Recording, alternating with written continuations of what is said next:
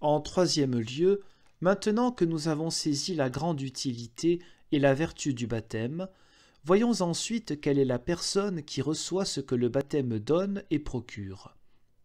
Cela aussi est exprimé de la manière la plus belle et la plus claire dans ces mêmes paroles: « Celui qui croira et qui sera baptisé sera sauvé ». Autrement dit, la foi seule rend la personne digne de recevoir utilement l'eau salutaire et divine.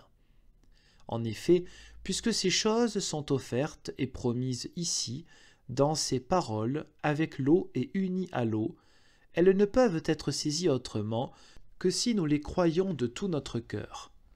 Sans la foi, le baptême ne sert de rien, bien qu'il soit en lui-même un trésor divin et surabondant.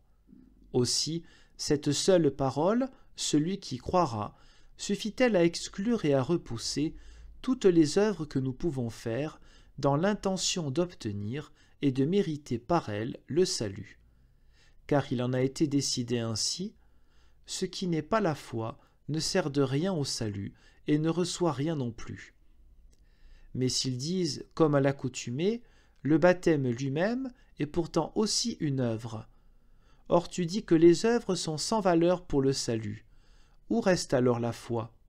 Réponse: certes, nos œuvres ne servent de rien pour le salut, mais le baptême n'est pas notre œuvre, c'est au contraire l'œuvre de Dieu. En effet, il te faudra, comme il a été dit, séparer bien loin le baptême du Christ d'un baptême de baigneur. Or, les œuvres de Dieu sont salutaires et nécessaires pour le salut, et n'excluent pas, mais au contraire exigent la foi, car sans la foi, on ne pourrait les saisir. En effet, en te faisant asperger, tu n'as pas encore reçu le baptême, ni observé ce rite de telle manière qu'il te soit utile. Mais il te sera utile si tu te fais baptiser dans la pensée que c'est par ordre et en vertu de l'institution de Dieu, et de plus au nom de Dieu, afin que tu reçoives dans l'eau le salut promis. Or ceci, ni la main ni le corps ne peuvent le faire. Au contraire, il faut que ce soit le cœur qui le croit. Ainsi, tu vois clairement qu'il n'y a là aucune œuvre faite par nous, mais un trésor que Dieu nous donne et que la foi saisit, de même que le Seigneur Christ sur la croix n'est pas une œuvre, mais un trésor saisi et offert à nous dans la parole et reçu par la foi. C'est pourquoi ils nous font violence quand ils clament contre nous que nous prêchons contre la foi, alors que nous ne cessons de professer avec insistance qu'elle est à cet égard si nécessaire que sans elle, on ne peut rien recevoir ni avoir aucun profit. Nous avons ainsi les trois choses qu'il importe que l'on sache au sujet de ce sacrement, en particulier qu'il est une institution de Dieu à tenir en tout honneur. Cela seul suffirait, même s'il est une chose tout extérieure. De même que le commandement « Tu honoreras père et mère » est établi uniquement en vue d'une chair et d'un sang corporel, et qu'on ne considère pas cette chair et ce sang, mais le commandement de Dieu où ces choses sont saisies et à cause duquel cette chair est appelée père et mère. De même aussi, n'eussions-nous que ces paroles, aller et baptiser, etc., nous devrions néanmoins considérer ces choses comme une institution de Dieu, et les accomplir. Or, ici, il n'y a pas seulement le commandement et l'ordre, mais aussi la promesse. C'est pourquoi le baptême est encore plus glorieux que toutes les autres choses que Dieu a commandées et instituées. En un mot, il est si plein de consolation et de grâce que le ciel et la terre ne peuvent les comprendre. Cependant, pour le croire, il faut de l'intelligence. En effet, ce n'est pas le trésor qui manque, ce qui manque ici, c'est qu'on le saisisse et qu'on le tienne fermement. Chaque chrétien a donc, durant sa vie, suffisamment à apprendre et à méditer quant au baptême, car il a toujours fort à faire afin de croire fermement ce que le baptême promet et procure, savoir la victoire sur le diable et la mort, la rémission des péchés, la grâce de Dieu, le Christ tout entier et le Saint-Esprit avec ses dons. Bref, ces choses sont surabondantes. au point que, si, dans sa faiblesse, la nature y réfléchissait, elle mettrait en doute que cela pût être vrai. En effet, songe toi-même à ceci.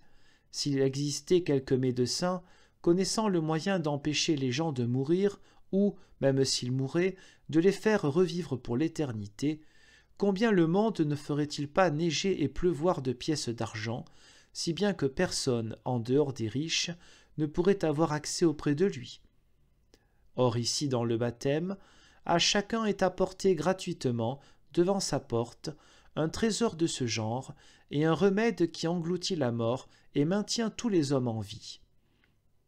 C'est ainsi qu'il nous faut considérer le baptême et le mettre à profit, afin qu'il soit notre force et notre consolation, si notre péché ou notre conscience nous oppresse, et que nous disions « Je suis pourtant baptisé ».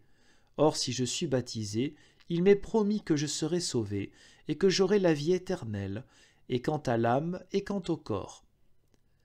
C'est à cet effet que, dans le baptême, ces deux choses ont lieu, à savoir que le corps est aspergé, lequel est incapable de saisir plus que l'eau, et de plus que la parole est prononcée, que l'âme, de son côté, peut saisir.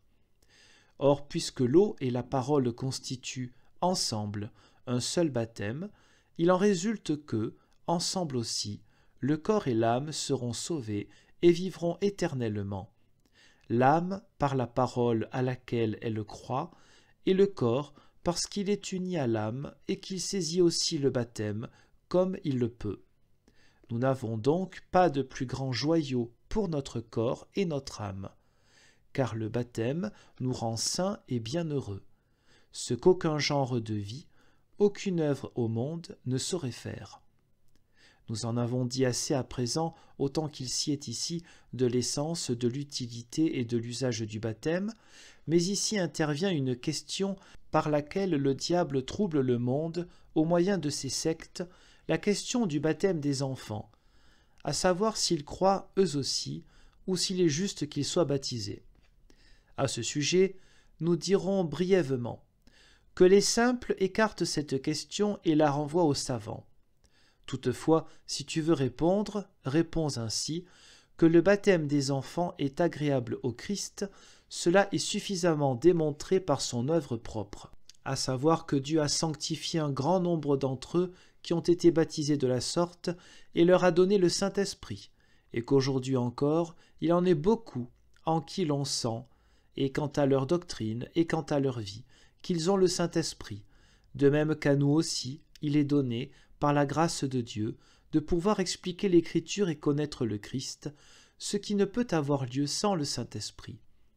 Or, si Dieu n'admettait pas le baptême des enfants, il ne donnerait à aucun d'entre eux le Saint-Esprit ou une partie de celui-ci. Bref, aucun homme sur la terre n'aurait été chrétien depuis un si grand laps de temps jusqu'à ce jour. Mais puisque Dieu sanctionne le baptême par le don de son Saint-Esprit, ainsi qu'on le sent bien chez quelques pères, tels que saint Bernard, Gerson, Jean Hus et d'autres, et que la Sainte Église chrétienne ne disparaît pas avant la fin du monde, force leur est de reconnaître qu'il est agréable à Dieu. Car Dieu ne peut se contredire ou venir en aide au mensonge et à la fourberie, ni donner sa grâce et son esprit pour y contribuer. Telle est assurément la démonstration la meilleure de toutes et la plus forte à l'usage des simples et des ignorants. Car on ne nous ravira et on ne renversera pas cet article « Je crois une sainte Église chrétienne, la communion des saints, etc. »